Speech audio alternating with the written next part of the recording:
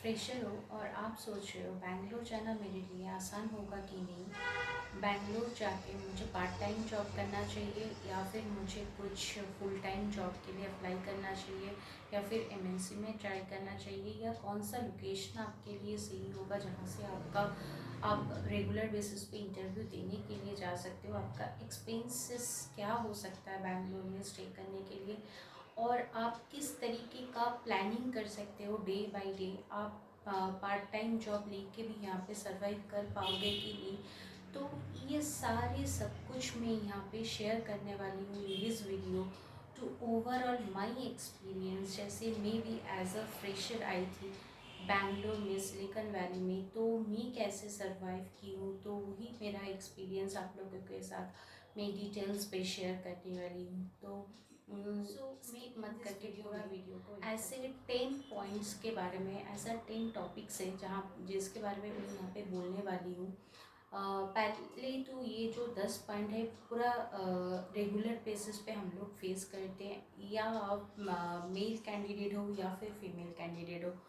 तो फिर ये जो 10 पॉइंट है जो मैं एक्सप्लेन करने वाली हूँ, ये रेगुलर आपको फेस करना भी पड़ सकता है। इनफैक्ट आप जब कुछ डिसीजन लेते हो बैंगलोर आने की या फिर कहीं पे स्टे करने की, या फिर सोच रहे हो कहाँ से कोचिंग ले, अगर आप पार्ट टाइम जॉब भी करना चाहते हो या आप फुल टाइम करना चाहते हो या फिर आपका कैंपस लग गया है, उसको आपका लोकेशन बैंगलोर मिला है, तो ये सारे 10 जो मैंने पॉइंट सेलेक्ट किया हूँ अकॉर्डिंग टू माई एक्सपीरियंस, तो यहाँ पे फुल कवरेज आपको मिलेगा जो 10 पॉइंट में मैं एक्सप्लेन करने वाली हूँ आप लोगों के साथ। तो लेट स्टार्ट, मैं कौन सी 10 पॉइंट के बारे में यहाँ पे बोलने वाली हूँ। So point number 1, where to stay, location, आप कहाँ रहने वाले हो। तो इस टॉपिक पे अगर मैं बात करूँ तो पहला आपका लोकेशन ऐसा एक जगह होना चाहिए जहाँ पे अगर आप फ्रेशर हो तो आपको माराथली के साइड पे रहना चाहिए, जहाँ पे सिटी के बीचों बीच, जहाँ पे आपका सारा कंपनी में जाने का जो भी इंटरव्यू प्रोसेस होगा, अगर आप स्टार्टअप में ट्राई कर रहे हो या फिर एमएनसी में ट्राई कर रहे हो या फिर कुछ भी स्टॉक एक्सचेंज वाला कंपनी में ट्राई कर रहे हो या सेल्स में काम करना चाहते हो, कुछ भी करना चाहते हो, तो आप एक लोकेशन पे सिटी का मिडिल में रहो जहाँ से आपका डिस्टेंस थोड़ा सा कम हो, आप इजीली ट्रैवल कर सकते हो और आपका बहुत ज़्यादा ट्रैवल का प्राइस भी ना लगे। मतलब आपका जो बस का फेयर है वो थोड़ा बहुत कम हो जाए अगर आप ऐसा सिटी में या लोकेशन पे आप रह रहे हो जहाँ पे आपका फेयर थोड़ा बहुत ज़्यादा हो, ठीक है। तो फिर आप ऐसा एक लोकेशन चूज़ करो जहाँ से आपका बस का फेयर कम पड़ता है, ठीक है। तो फिर आप क्या कर सकते हो इसके लिए, बीएमटीसी का डेली पास आता है, वो आप परचेज कर सकते हो, वो मोबाइल एप्लीकेशन के थ्रू भी अप्लीकेबल है, प्ले स्टोर से उसको इंस्टॉल कर सकते हो, या फिर आप यहाँ पे किसी भी एक बस स्टॉप में या फिर केआर मार्केट बस स्टॉप या फिर जो भी जंक्शन वाला बस स्टॉप है ना, उस बस स्टॉप में जाके आप पर डे के हिसाब से भी एक पास खरीद सकते हो, या यहाँ पे मंथली पास भी मिल सकता है। अगर आप फ्रेशर हो तो आप परचेज कर सकते हो, क्योंकि आपको वीकेंड्स में भी बाहर जाना पड़ सकता है। तो फिर मंडे टू संडे आप अगर उस कूपन मंथली एक पास खरीदोगे तो ये आपके लिए प्रॉफिटेबल होगा। तो ये होगा फ्रेशर के लिए। जो लोग जॉब लेके बैंगलोर आ रहे हो उन लोगों को तो पता ही है कि मुझे इस पर्टिकुलर इस लोकेशन पे रहना है, तो उस लोकेशन के हिसाब से पीजी देख लो, जहाँ पे आसपास पीजी जितना सस्ते में मिल जाएगा। लेकिन हाँ, जहाँ पे आप रह रहे हो, जहाँ पे आपका जॉब लगा है, उस कंपनी के आजू बाजू में जो पीजी होगा ना, वो थोड़ा बहुत कॉस्टली भी होगा और थोड़ा क्राउडेड भी होगा। तो ऐसा करना, एक दो बस स्टॉप आगे पीजी देख लेना, वहाँ पे क्राउडेड भी थोड़ा कम होगा, प्राइस भी आप थोड़ा बहुत ऊपर नीचे कर सकते हो, और जो भी लोग हैं मतलब 3 शेयरिंग या 4 शेयरिंग, उनसे थोड़ा सा आपको ये मिल सकता है। तो ये हो गया लोकेशन हिसाब से। अगर आप फ्रेशर हो और आपको कोचिंग भी लेना है, ठीक है, तो आपको कोचिंग के हिसाब से आपको रूम चूज़ करना पड़ेगा। लेकिन हाँ, जहाँ पे कोचिंग है उसका आसपास रेंट बहुत ज़्यादा होता है पीजी का, तो उस हिसाब से सेम कॉन्सेप्ट जो मैं कोचिंग है, कोचिंग के आजू बाजू में दो, एक बस स्टॉप आगे या दो बस स्टॉप पीछे ऐसे करके पीजी देख लेना, ठीक है। और हाँ, जब आप पीजी देखने के लिए जाओगे, ये बहुत एश्योर करना विदाउट कंफर्मेशन वहाँ पे एडवांस मत दे के आना, ठीक है। यहाँ पे क्या होता है, अगर आपको अच्छा लगे तो वहाँ पे 1000 या 2000 रुपीज़ एडवांस दे के आना पड़ता है। लेकिन ऐसा कभी मत करना कि हाँ पसंद आ गया लेकिन मैं और 2-3 पीजे देखना चाहती हूँ, तो उस हिसाब से ना स्टार्टिंग में यहाँ पसंद आ गया तुरंत ही मैं 1000 दे रही हूँ, एडवांस कर रही हूँ, तो ऐसा मत करना। वहाँ पे जो लोग स्टे कर रहे हैं उनसे पूछो, देखो कि हाँ पीजी का बेड में यहाँ पे जो प्रॉब्लम होता है, बेड बग बहुत ज़्यादा होता है, तो वो वाला चीज़ को हमेशा ध्यान रखना। हाँ, फीमेल वाला का जो लेडीज़ पीजी होता है, तो वो लेडीज़ पीजी में थोड़ा बहुत नीट एंड क्लीन रहता है, लेकिन जो जेंट्स पीजी होता है वो इतना इतना तो साफ़ नहीं रहता है, लेकिन इतना साफ़ नहीं रहता, तो वो सब कुछ देख लेना, ठीक है। उसके बाद ही एडवांस देना। तो लोकेशन हो गया, समझ में आ गया कि आप कहाँ पे रह रहे हो और कौन सा लोकेशन आप पिक कर रहे हो। एज अ फ्रेशर आ रहे हो तो मैराथन इज़ अ बेस्ट।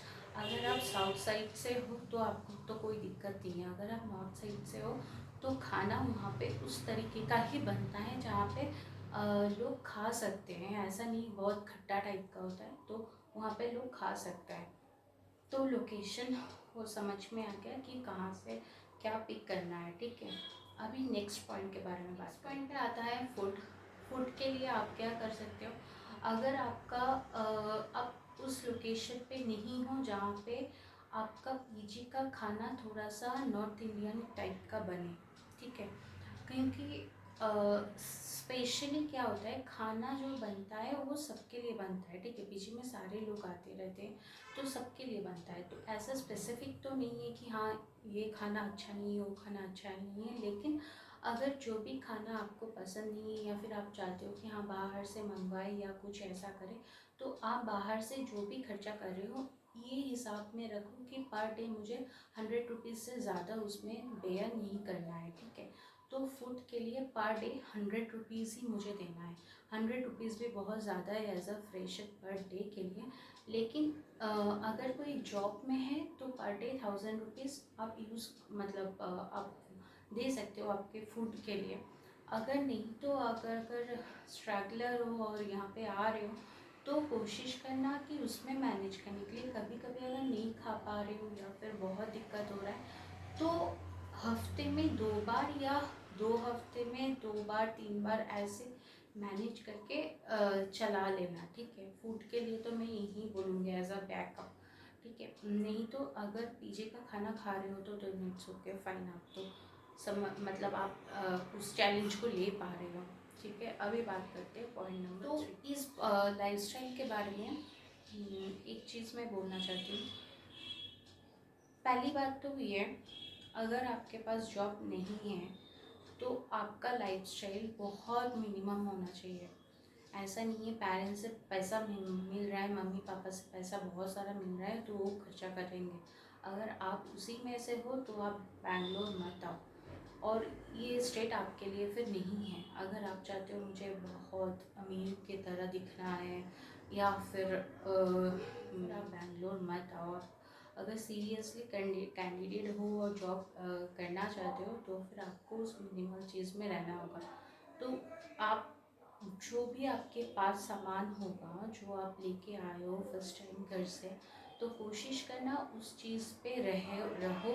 अगर आप फ्रेशर हो, जॉब नहीं है हाथ में, तो वो चीज़ में रहो और उसमें से ही कुछ पैसा बचा के, अगर आप चाहते हो तो थोड़ा बहुत हाँ मुझे टी शर्ट चाहिए या फिर कुछ ड्रेस कुछ चाहिए तो डी मार्ट जा सकते हो। यहाँ पे बहुत इजी सस्ते में बहुत सारे एक्सेसरीज़ मिल जाता है। लेकिन हाँ मैं आप बोलूँगी अगर फ्रेशर हो जॉब नहीं है तो सुपरमार्केट या फिर कोई शॉपिंग मॉल ये सब अवॉइड करो कुछ भी सामान खरीदने के लिए, ठीक है। और जिसके पास जॉब है वो तो अपने हिसाब से अपना प्लानिंग कर सकते हैं और किस मंथ पे कितना खर्चा करने वाले हो या फिर कैसे आपको प्लानिंग करना चाहिए। मैं अपनी पिछली वीडियो में ये सब बताई थी, आप जाके वो चेक कर सकते हो। ठीक है, अभी चलते हैं नेक्स्ट। तो फिर आपको क्या करना चाहिए, अगर आपके पास जॉब नहीं है तो आप क्या कर रहे हो, पहली बात तो आप आ रहे हो खाली हाथ यहाँ पे बैंगलोर में।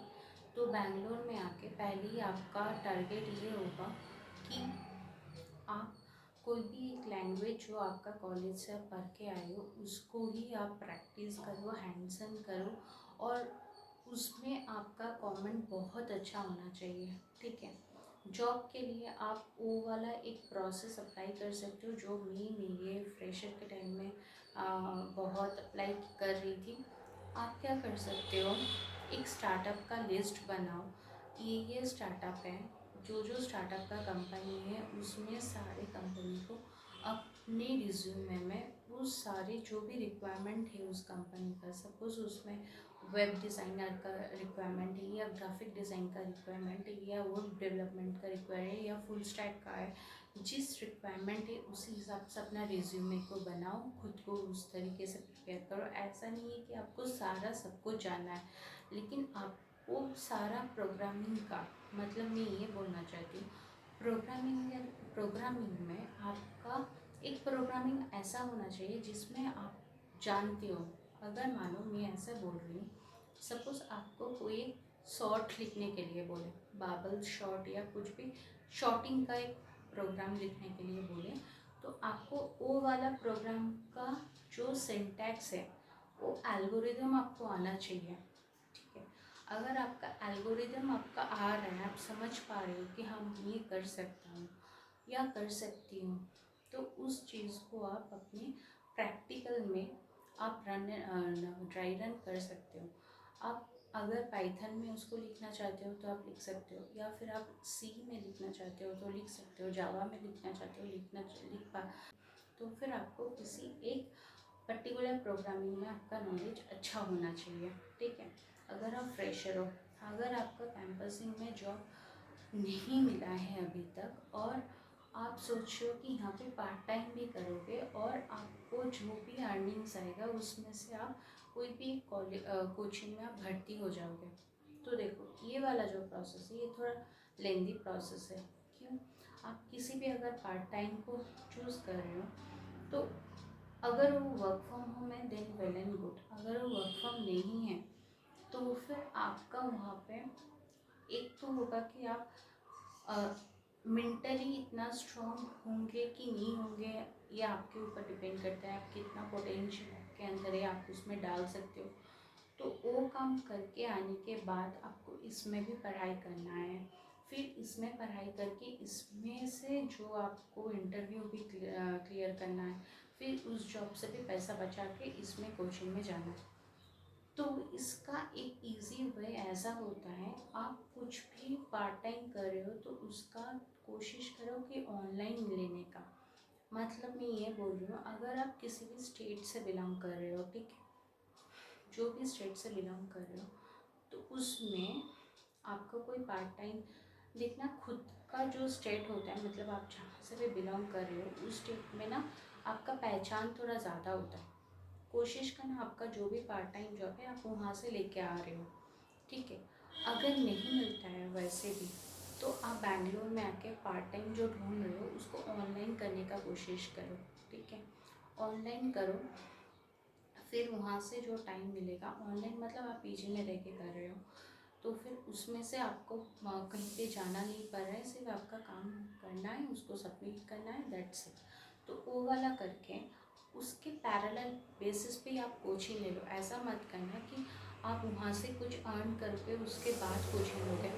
अगर आप पार्ट टाइम कर रहे हो तो उसका पैरेलल बेसिस पे ही आप जॉब ले लो, मतलब कोचिंग ले लो, सॉरी, आप कोचिंग ले लेना। ठीक है, कोचिंग लेने के बाद फिर आपका क्या होगा, आप अगर पूरे दिन पे बिज़ी रहोगे ना तो आपको ऐसे डिमोटिवेशन नहीं आएगा कि मुझे तो जॉब नहीं मिल रहा है, मैं इतना कम सैलरी में पार्ट टाइम कर रही हूँ, फिर इधर से मैं कहाँ जाऊँ, इधर से जॉब लगेगा कि भी नहीं लगेगा। तो ऐसा मत करना। अगर आप जॉब ले रहे हो कहीं पे पार्ट टाइम का, उसका पैरेलली कोचिंग स्टार्ट करना। बहुत सारे कोचिंग ऐसा है वन टाइम पे नहीं करना पड़ता है, आप उन लोगों को इंस्टॉलमेंट में भी पेमेंट कर सकते हो। तो ये वाला अप्रोच होता है जो लोग फ्रेशर हो उनके लिए, ठीक है। जो लोग फ्रेशर नहीं हो, जॉब लेके आए हो, जॉब कर रहे हो, उनके हाथ में तो जॉब है।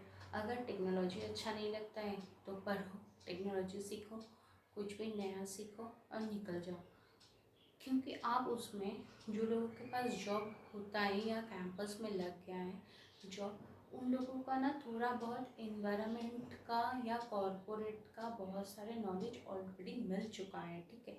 मिल चुका है इन द सेंस उन लोगों के पास थोड़ा बहुत आइडियाज़, जो कलीग्स लोग होते हैं उनसे मिलता है कि हाँ मुझे ऐसा करना है, मुझे इसमें जाना है, थोड़ा उन लोग का सजेशन मिल जाता है। लेकिन जो लोग पूरा फ्रेशर है उनके पास सर्कल्स बहुत कम होता है, मतलब फ्रेंड सर्कल्स बहुत कम होता है नंबर वन, और उन लोगों का कम्युनिटी भी इतना स्ट्रॉन्ग नहीं होता है उस टाइम पे। मैं यही बोलूँगी कि अगर आप फ्रेशर आ रहे हो तो आप जिस भी कोचिंग पे जा रहे हो वहाँ पे जो सर लोग होते हैं उनसे अच्छे से बात करो, उनसे कोशिश करो कि कैंपस उधर से ही आपको मिले, ऑफ़र आपको उधर से ही मिले। ऐसा मत करना कि हाँ आप वहाँ पे कोचिंग तो ले रहे हो लेकिन आपका मन नहीं है, वहाँ का एनवायरनमेंट नहीं है।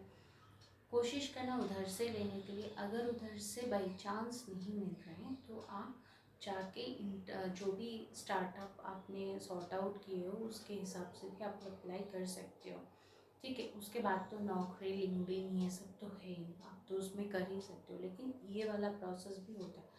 और अगर आप 2-3 महीने ऐसे खुद को दोगे ना, मतलब जॉब अप्लाई करोगे, कोचिंग जाओगे, वहाँ से दोस्त बनाओगे, या फिर दोस्त बनाना मतलब सीखने के लिए, पढ़ाई करने के लिए दोस्त बना रहे हो, या फिर आप कोचिंग में जो सर लोग होते हैं उनसे अगर आप थोड़ा इन्फॉर्मेशन ले रहे हो, उनसे अगर अच्छा कमेंट बना रहे हो तो आपको ना, नो डाउट आपको 2 से 3 महीने में आपको आसानी से जॉब मिल जाएगा। ये गारंटी ले लो, मिल जाता है यहाँ पे, सच में मिल जाता है। चलो अभी आगे बढ़ते हैं नेक्स्ट टॉपिक के अंदर। जॉब के बारे में मैंने पिछले पॉइंट पे भी डिस्कस किया होगा। अगर आप पार्ट टाइम जॉब ले रहे हो तो आपको किस टाइप का जॉब लेना चाहिए। ऑनलाइन ही लेना सबसे ज़्यादा इजी होता है और टाइम और एफर्ट दोनों बचता है, ठीक है। तो कोशिश करो जब भी आप कुछ कर रहे हो, पार्ट टाइम करने का सोच रहे हो तो वो ऑनलाइन करो। पार्ट टाइम मतलब कहीं पे जाके वहाँ पे एफर्ट देना, वहाँ पे कुछ काम करना, ऐसे मत करना। अपना घर पे बैठ के ऑनलाइन पे पार्ट टाइम करने का कोशिश करना, ठीक है। 7 पे फ्रेंड्स सर्कल के बारे में बात करेंगे। फ्रेंड सर्कल में आपको फ्रेंड्स कैसा बनाना चाहिए। दोस्त ऐसे बनाओ जो आपके साथ आपको लेकर आगे बढ़े। ऐसा नहीं है आपसे कुछ सीख जाए और फिर आपको छोड़ के वो चला जाए, ऐसा नहीं बनाओ। दोस्त ऐसा बनाओ, कोचिंग में बना रहे हो या जॉब में बना रहे हो, कहीं पे भी जॉब बना रहे हो तो दोस्त ऐसे ऐसे बनाओ कि उससे कुछ सीख सको, ठीक है। ऐसा नहीं है। और हाँ, जो लोग ऑलरेडी जॉब मिल गया है जिन लोगों को, उन लोग ना थोड़ा बहुत जो भी सीनियर लोग हैं, ठीक है, ये मैं बोल रही हूँ जिनको जॉब मिल गया उनके लिए। जिनको जॉब मिल गया है उन लोगों ने जो अपना, जो सीनियर लोग होते हैं उनसे थोड़ा बहुत अपना जो पर्सनल टॉपिक है, लाइक आप कुछ कोर्स कर रहे हो, आप कुछ सीख रहे हो, आप कुछ, आपका कुछ अलग प्लानिंग है इन फ्यूचर, आपका 6 to 7 मंथ आप कुछ प्लानिंग करके रखे हो, उस चीज़ को डिस्कस मत करना। इंस्टेंट आपको लगेगा हाँ सीनियर को क्यों नहीं डिस्कस करेंगे, वो तो अच्छे हैं, या फिर वो तो मुझे बहुत सजेस्ट करते हैं, मुझे बहुत हेल्प करते हैं ग्रो करने के लिए। ऐसा नहीं होता है, ऐसा नहीं होता है, बिल्कुल नहीं होता है।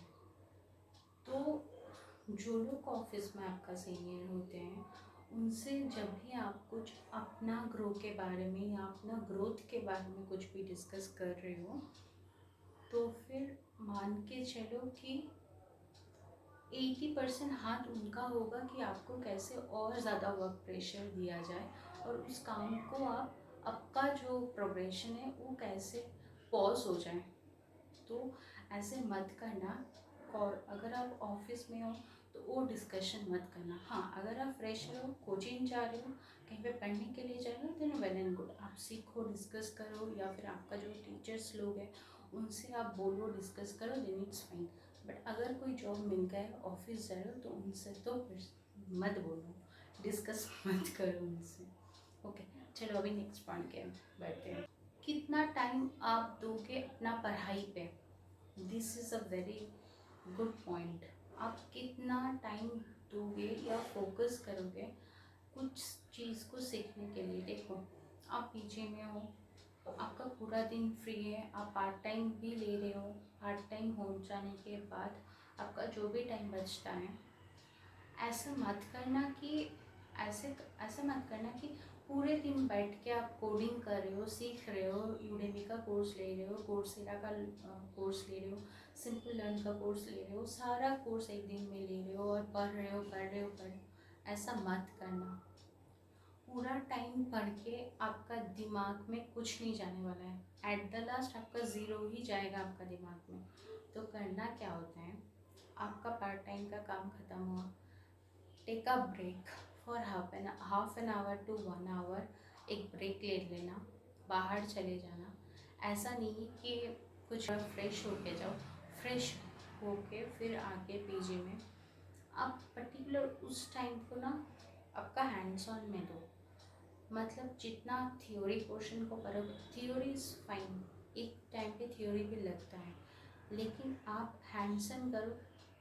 आपका फोकस ये होना चाहिए कि मुझे एक दिन में 10 कोडिंग करना है, 10 प्रोग्रामिंग लिखना है, 10 क्वेश्चन जावा का सॉल्व करना है मुझे। ये पहली बात ये है, आप एक दिन में 10 कोडिंग कर रहे हो, मतलब 10 प्रोग्रामिंग क्वेश्चन लिख रहे हो, मतलब हैंड्स ऑन कर रहे हो, ठीक है। तो आप क्या करोगे, एक लिस्ट बनाओगे, मंडे मुझे ये 10 प्रोग्राम अपना लैपटॉप में या डेस्कटॉप में चला के देखना है कि ये मैं रन कर पा रही हूँ कि नहीं। नेक्स्ट डे किसी और 10 प्रोग्रामिंग, नेक्स्ट डे किसी और 10 प्रोग्रामिंग। जब थर्ड डे आ जाओगे, तब फर्स्ट डे में जो 10 प्रोग्रामिंग आप किए थे उसको फिर से थर्ड डे में आके करना है। सेम देखना है कि आप उसी 10 प्रोग्रामिंग को आप थर्ड डे आगे कर पा रहे हो कि नहीं, ठीक है। वैसे सेकंड डे में जो प्रोग्रामिंग हमने लिखे थे वो फोर्थ डे पे आके देखना है कि आप लिख पा रहे हो कि नहीं।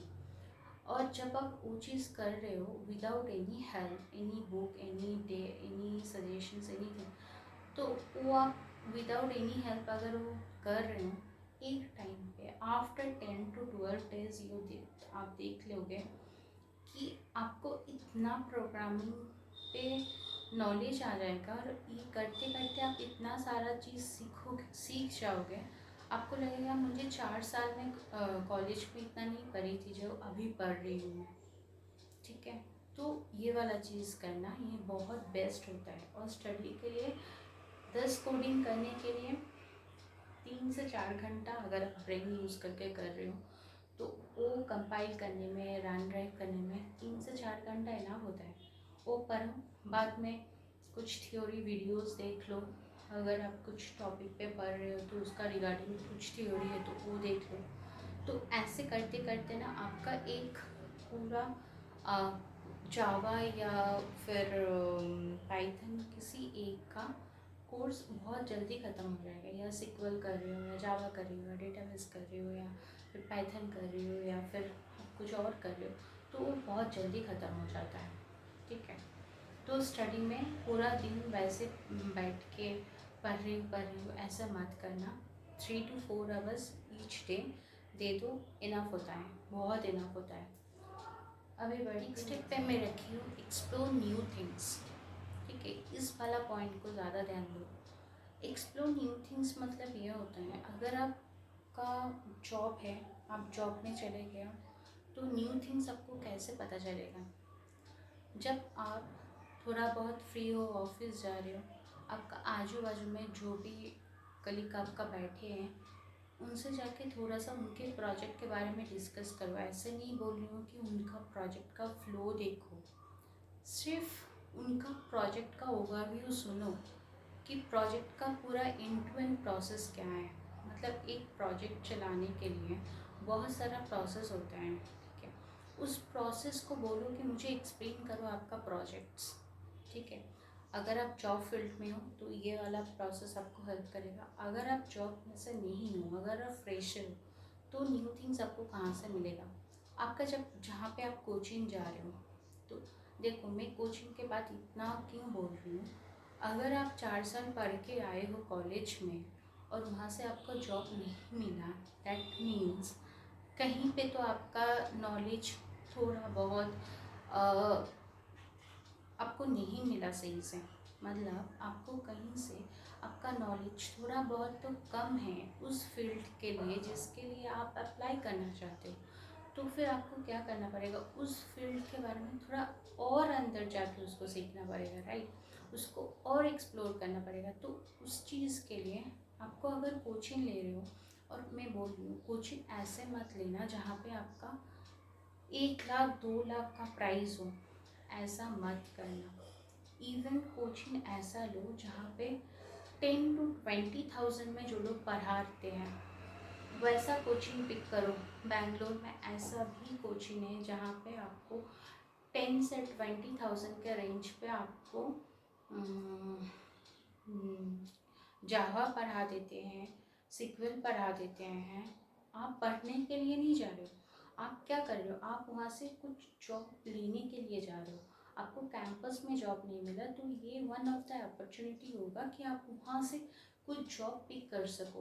उनके पास जो कैंपस आ रहा है उनसे आप कैंपस ले सको। उसके लिए आप 1-1.5 लाख मत देना, ये मेरा पर्सनल सजेशन है। 1-1.5 लाख खर्चा करके किसी भी कोचिंग पे मत जाना बैंगलोर में। 10 to 20 थाउजेंड के अंदर रेंज पे जो भी कोचिंग है, बहुत सारा कोचिंग है, तो उसमें जाके उनमें से कोई 1-2 अच्छा वाला होगा, उनमें से कुछ पिक करके जहाँ पे स्टूडेंट का स्ट्रेंथ थोड़ा ज़्यादा होगा उसमें से चूज़ करके वहाँ पे भर्ती हो जाओ। तो फिर वहाँ पे जाके आप लोगों का जो भी स्टूडेंट्स का रहेगा उन स्टूडेंट से बात करो। उन स्टूडेंट लोग एक प्रोग्रामिंग जो आप 10 प्रोग्रामिंग लिख रहे हो, किसी एक मानो कि आप एक प्रोग्रामिंग ऐसे कर रहे हो जहाँ पे आपका लाइन ऑफ कोड आपका 30 है, ठीक है। और एक बंदा एक सिमिलर कोडिंग कर रहा है जिसका लाइन ऑफ कोडिंग 20 है।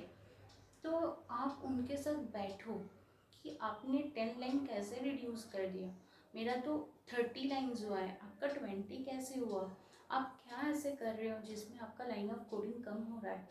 तो ये होता है एक्सप्लोरिंग करना, ठीक है। तो ये ज़्यादा से ज़्यादा चीज़ आपको तभी मिलेगा जब आप डिस्कस करोगे इक्वल, जो भी इक्वल है, मतलब इक्वल एक्सपीरियंस में है उनसे, या फिर जो भी टीचर्स लोग हैं उनसे। डन। अभी आगे बढ़ते हैं नेक्स्ट स्टेप क्या है, नॉलेज। तो ये वाला चीज़ मैं बोलना चाहती हूँ, बैंगलोर में आना एक अच्छा अपॉर्चुनिटी क्यों है। पर्सनली मुझे आईटी में किसी और स्टेट में इतना एक्सप्लोजन नहीं दिखता है, ठीक है। अभी तक तो नहीं दिखा है, ठीक है, कि हाँ इतना सारे लोग इतने सारी चीज़ में हैं और मुझे बहुत सारा एक्सपोजर मिल रहा है, ऐसा नहीं होता है, ठीक है। तो आप अगर आपके पास नॉलेज तब बढ़ता है जब आप नॉलेज के हिसाब से लोगों से डिस्कस कर रहे हो। सपोज़ आपके पास कुछ नॉलेज है जो कि 20% है, और आप एक ऐसे आदमी से बात कर रहे हो जिसका नॉलेज 10% है, तो जो होता है, आई डोंट नो अदर्स जो भी आईटी कंपनीज है और भी स्टेट में वो इतना एक्सपोजर है कि नहीं, लेकिन बेंगलोर में ये बहुत ज़्यादा होता है। अगर आप कुछ कम नॉलेज है उसमें, आजू बाजू लोग आपको बहुत सिखा देते हैं। इनफैक्ट मैं एक कॉमन एग्जांपल दे रही हूँ। सपोज़ जो लोग ऐसा एक इंजीनियरिंग कॉलेज से आता है जिनका नाम कोई सुना ही नहीं है, ऐसा एक कॉलेज से आया, उस बंदा या बंदी ठीक से इंग्लिश बोल ही नहीं पा रहा है, ठीक है। तो फिर अगर आप बैंगलोर आते हो और आप स्टार्ट कर रहे हो, आप इंग्लिश पे कुछ बोलने का, अगर आपका बहुत ज़्यादा ग्रामेटिकल मिस्टेक हो रहा है या पूरा प्रॉपर एक सेंटेंस नहीं बोल पा रहे हो, देन आपको सुन के कोई हंसेगा नहीं। अदर स्टेट में क्या होता है, अदर्स मतलब कुछ बाहर में क्या होता है, अगर आप नहीं बोल पा रहे हो मतलब आपको लोग सुन के हंसते हैं। यहाँ पे आपका आप बोल नहीं पा रही हो या फिर आप गलत बोल रही हो, इसका मतलब ये नहीं है कि सामने वाला हंसता है। उल्टा आपको सिखाते हैं, और सिखाते भी ऐसे हैं जैसे कि आपके सामने शेम ही नहीं चाहिए, इंग्लिश पे तो बात करना ही नहीं चाहिए, ऐसा नहीं होता है। ये जो चीज़ होता है ना, ये बिल्ड होता है यहाँ पे।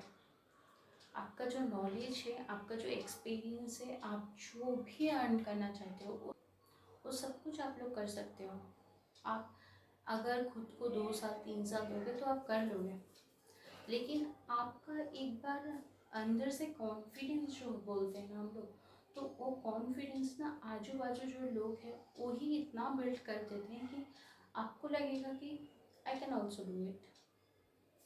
ये वाला चीज़, ये वाला कॉन्फिडेंस आपके अंदर आना बहुत ज़रूरी होता है एज अ फ्रेशर, या फिर आप कॉरपोरेट में नया नया गए हो या गई हो, कुछ भी ठीक है, आप कुछ भी नया पार्ट टाइम कर रहे हो नया, या फिर कोचिंग जा रहे हो नया, तो ये वाला चीज़ बहुत हेल्प करता है।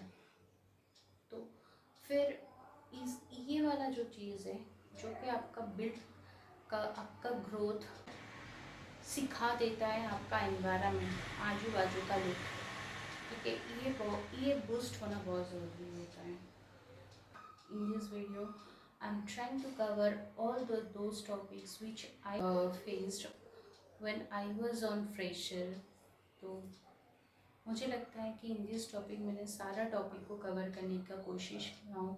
जो भी प्रॉब्लम्स आए एज अ फ्रेशर के लिए, या फिर एज अ जॉब होल्डर, जो लोग इनिशियल जॉब होल्डर प्रोफाइल में हैं, उनके लिए जो भी प्रॉब्लम्स वो लोग फेस करते हैं, I think I cover that all the topic. Hope you like this video. If you need more video on this topic, so you can comment on below and share these videos to all of your friends who are still think कि आपको ये video थोड़ा बहुत सा motivation लगा और आपका थोड़ा बहुत नॉलेजेबल लगा, तो ये वीडियो सारे दोस्तों के साथ शेयर करना, जो भी आप कॉलेज में ही हैं या फिर 1-2 साल में बैंगलोर आना चाहते हैं, या फिर वो लोग चाहते हैं कि मुझे बैंगलोर जाके खुद को एक्सप्लोर करना है या फिर नॉलेज गैदर करना है अदर्स लोगों से, तो फिर सारे लोगों को वीडियो शेयर करो, और मुझे मोटिवेट करने के लिए लाइक कमेंट एंड शेयर करना मत भूलना। Thank you so much.